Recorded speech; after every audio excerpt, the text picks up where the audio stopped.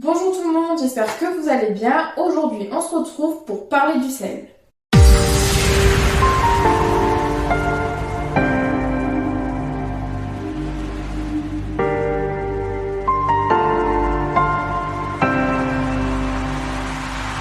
Le sel est une substance blanche, friable et soluble dans l'eau qui sert notamment pour l'assaisonnement et la conservation des aliments.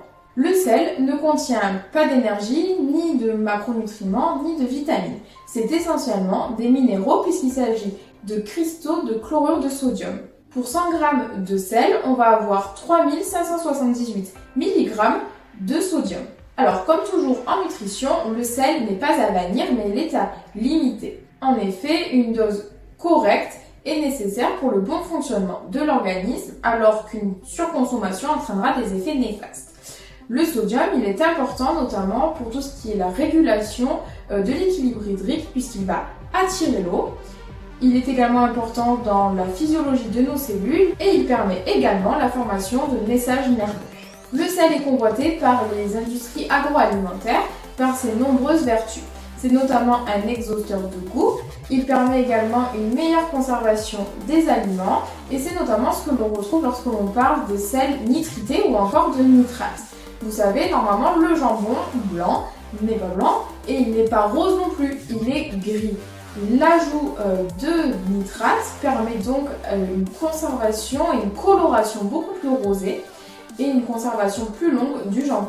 Alors le sel est convoité par les industries agroalimentaires, notamment puisque c'est un exhausteur de goût. Il permet d'utiliser des produits donc de moins bonne qualité. En ajoutant du sel, cela va revenir rehausser les saveurs et ainsi créer un meilleur goût. Cela permet donc aux industriels de faire des économies tout en préservant une certaine qualité au niveau du goût.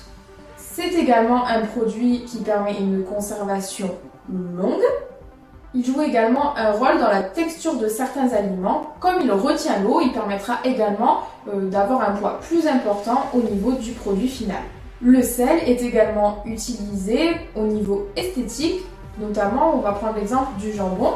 Le jambon n'est pas censé être rose, il est censé être gris et avec l'ajout donc de sel nitrité qui sont les nitrates, le jambon va avoir une coloration beaucoup plus attrayante pour le consommateur et être de coloration rose. Le sel permet également d'éviter que les légumes ne noircissent.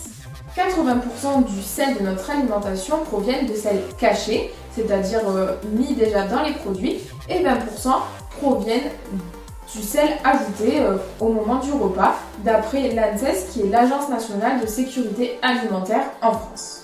L'ANSES constate d'ailleurs que les Français consomment en moyenne 7,7 g de sel par jour, soit environ 8,7 g pour les hommes et 6,7 g pour les femmes. Le PNNS, le Plan National Nutrition Santé, recommande de ne consommer que 8 g de sel par jour pour les hommes et 6,5 pour les femmes et les enfants. On peut donc remarquer que les Français consomment beaucoup plus de sel que ce qui est nécessaire. Et les Français en consomment encore plus que ce que nous recommande l'Organisation mondiale de la santé, l'OMS, puisqu'elle recommande de ne consommer que 5 g de sel par jour. Je fais une petite pause pour vous dire que si jamais vous avez une insuffisance cardiaque, une insuffisance rénale ou toute autre pathologie qui nécessite une adaptation de sel, ces recommandations ne vous sont pas valables. Allez, on y retourne. Malheureusement, rien n'oblige les industriels à respecter ces valeurs. C'est pourquoi le seul maître de la quantité de sel dans les assiettes, et bien finalement, c'est nous, c'est le consommateur.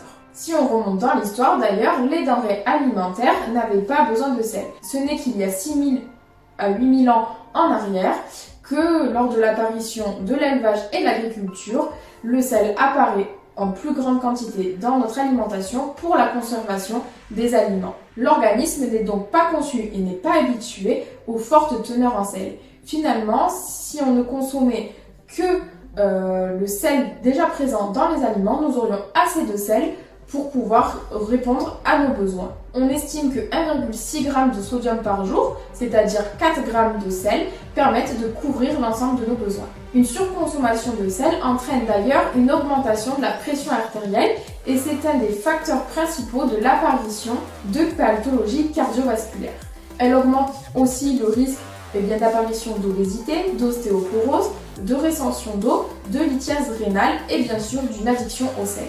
Pour limiter la consommation en sel, essayez d'utiliser au maximum des produits bruts. Si vous achetez des produits déjà prêts, regardez au niveau des étiquettes s'il y a la mention sel, sodium ou chlorure de sodium, c'est qu'il y a du sel dedans.